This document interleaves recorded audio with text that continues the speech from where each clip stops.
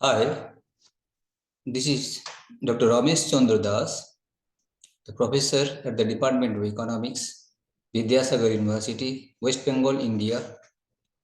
My email ID is this one, as given in this is given shown in the screen.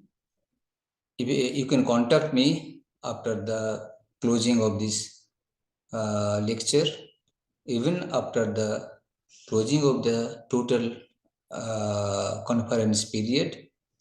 You can call or even contact me through this email for any discussion, any interaction upon the said topic.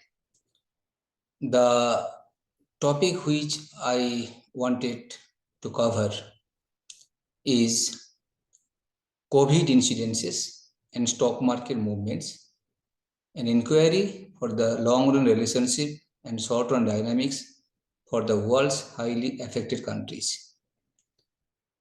We know it very well that the COVID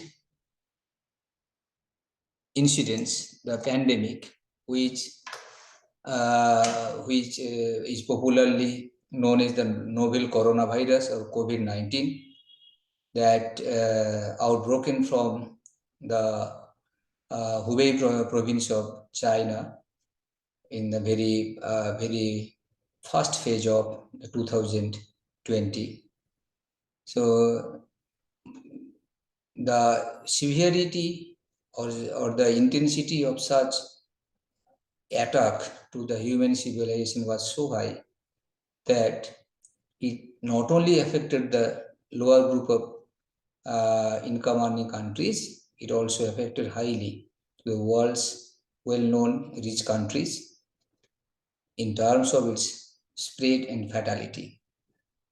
There have been lots of economic and social effects, actually the ill effects of this pandemic, that was in terms of low growth rates, high unemployment rates, high rates of hunger, and breaking all the supply chains, disturbing the educational systems for all the classes of students across the world, and the Western countries in specific terms, the highly emerging nations from the eastern part of the world.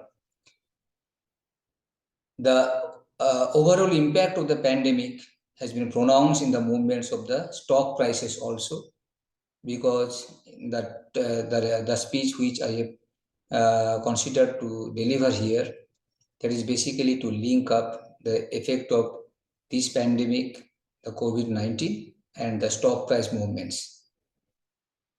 Actually, stock price data is available in day-to-day basis, and the corona incidence data was also available from the WHO website in a day-to-day basis. That's why I have chosen this one to take into account in my lecture.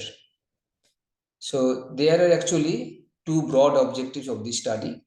One is to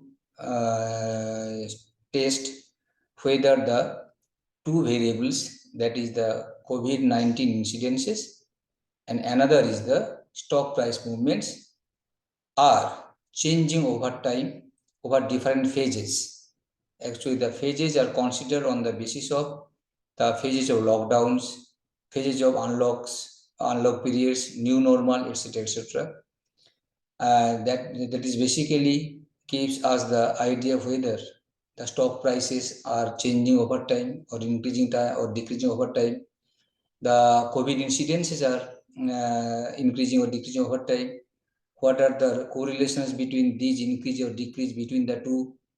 And the period of study is basically our 1st February 2020 to August 16, 2020. It's a length of 197 day data points. Huge long run time series data, and the highly affected countries are basically China, USA, UK, Italy, Spain, France, and India. The second objective is to study whether there are long-run relationship or co-integrating relationship between the pandemic, the number of incidences, and the stock price movements in all these countries. All these 7 countries, these are all highly affected countries in the initial phase of the attack. And after that co-integration test, we will go for the short-run dynamics in the name of error correction, and then the short-run causal interplay with the help of the causality test, which we popularly do in our research studies. There are so many literatures here. There are actually the literature actually focusing upon different aspects of this the COVID-19 impact. One aspect is that highly developed countries are with very low immunity level. That's why they are affected more. They are being affected more by this pandemic. Second one, the countries from the east, that is those who are with more relatively high poverty levels, high hunger rates, they are actually having huge immunization capacity. That's why they were affected relatively less compared to the developed countries. And these two are the main source of literature, and the works upon the relationship between the financial the stock price and the COVID incidences. There are so many works. They examine the stock market response to COVID pandemic using the daily data, and they observed the stock markets responded really negatively to the growth in the COVID confirmed cases. So these are the existing literature. Now I come to the theoretical relationship between number of COVID incidences and stock movements. So since these two are highly interrelated, stock price movements are basically are generated out of unknown facts, panics, etc. And COVID is also one type of panic, because we do not know what are the total feature of this particular virus. So there can be a cause-effect relationship between the number of incidences and the stock price movements. There again, the stock price movements also determined by the policy variables, the fundamentals. So many facts are there. We are now here to frame this particular theoretical relationship to study the proposed objectives. And for that purpose, we have a simple model that contains the stock price ST at any kind of time period T, that depends on fundamentals FT, policy variables PT, and some unknown factors UT. This UT consists of two another components. One is due to calamities VT, and another is unknown disease ZT. So UT is actually the summation of VT and ZT.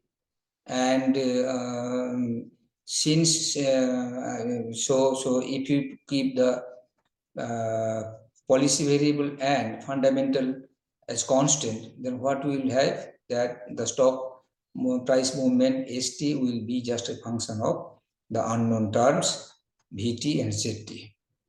So these unknown have some historical values, historical importance, that is that UT, that error or unknown factor at time T, is also having with some past periods relationships, UT minus 1, UT minus 2, dot, up to the Q terms, Q lags. So ST can be generated by some past terms of UTs. Clear? And that means this is just a moving average process. So if out of this VT and ZT, what we can have, VT can be predictable now, because because of the technological advancement, we mostly predict what the weather conditions will be in say just after 1 week, what will be the general temperature level after the 2022. These type of predictions are now very much easy to do. So VT can be controlled.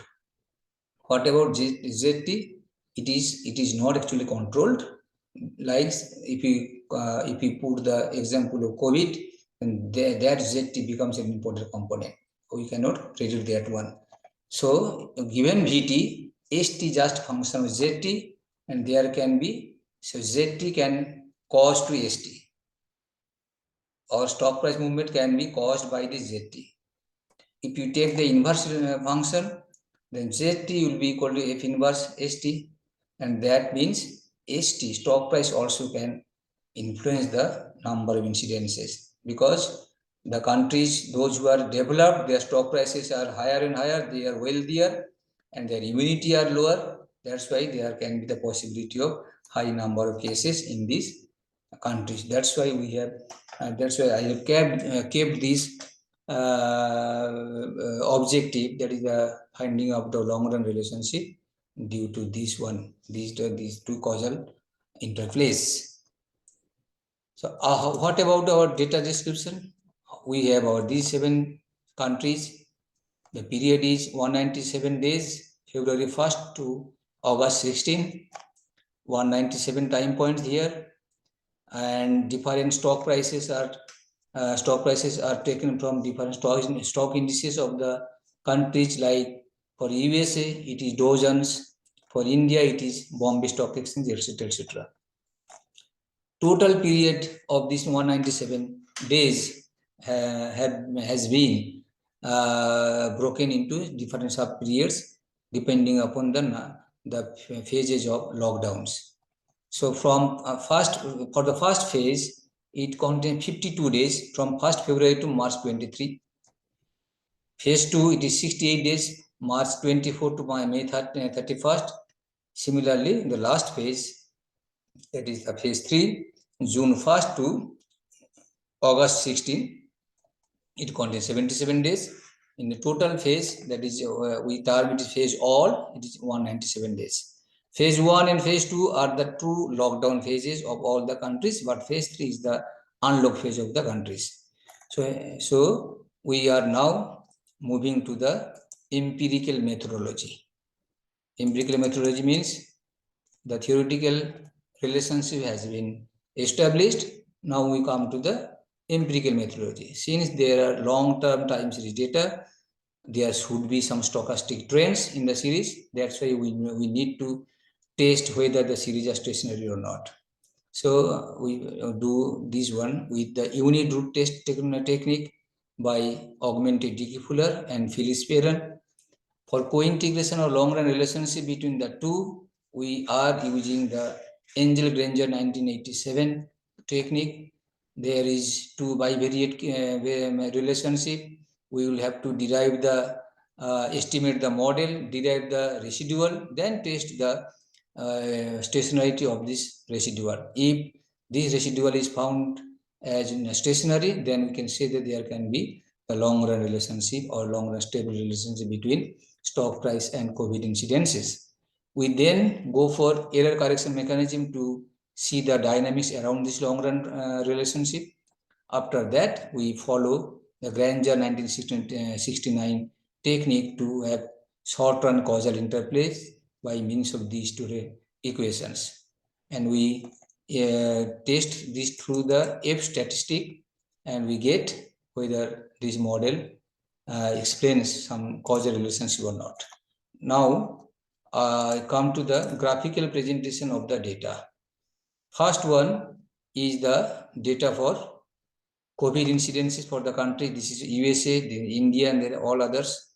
Here the stock price movements. These are the different country stock price movements.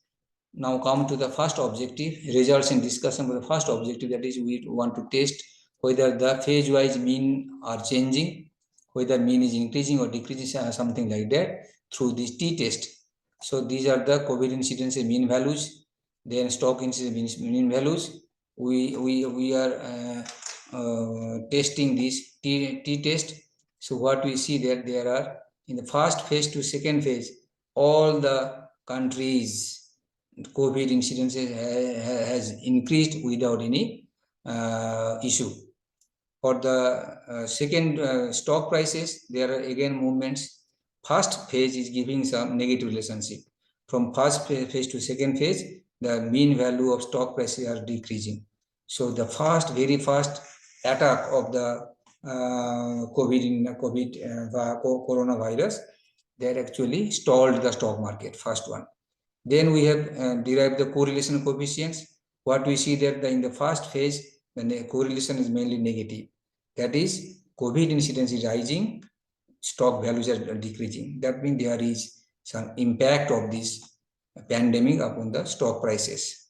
Now come to the second objective, that is the co-integration result. Co-integration, error correction, everything is there in this table. So we followed all the empirical methodologies, calculated all this data. Then I am giving here the results of this test. You need to test all the series are first difference stationary, except India, where there is second difference stationary. So for the countries where the first difference stationary results are found, we run co-integration test. For India, there is no test for co-integration because it was second difference stationary. Co-integration test, what is the output of this result? There are long-run equilibrium relationship between COVID incidence and stock price in first phase for USA, Italy, Spain, and France. Then in the second phase, there are some results for other countries. There is a very remarkable results in the second phase and phase 3. Phase 2 and phase 3, there are some remarkable results. Both the series for COVID incidence and stock price have rising trends in this phase. Besides, in the short run, there are significant error corrections. So these are the nutshell results for co-integration. And then we come to the Granger causality test results. What we see, phase 1 and phase 2 show some signs of causal interplays between the two, but the results are not so significant for phase 3 and phase 4. In phase 1, there are 3 results of bidirectional causality for Italy, France, and India. Hence, in phase 1, we get the result that COVID incidence has influenced stock movements. And in phase 2, there are mostly one-way causal interplays between the two. Stock movements make a cause to COVID incidence. That is very important, important conclusion also, and that mainly happens for the developed countries. So there is one-way causal interplay from COVID to stock prices for Spain only. No causality results are observed in phase 3. Thus, in gross sense, what we can say, the stock price movements are highly influenced by the pandemic for world's highly affected 7 countries. So this is a very nice result. That is, the pandemic has halted our life through these stock price movements. Most of the developed countries, citizens invest upon stocks, different companies shares, government bonds, yields, etc. So they are actually taking risk and also gaining more. But the COVID actually attacked or put bad impacts upon these developed countries in the world. So this is the end of my lecture. Thank you again. Thank you also again to the organizers, because they have given me a lot of opportunity to present my speech in this program. And all the best to all of the participants, organizers, all the people of the world. Thank you.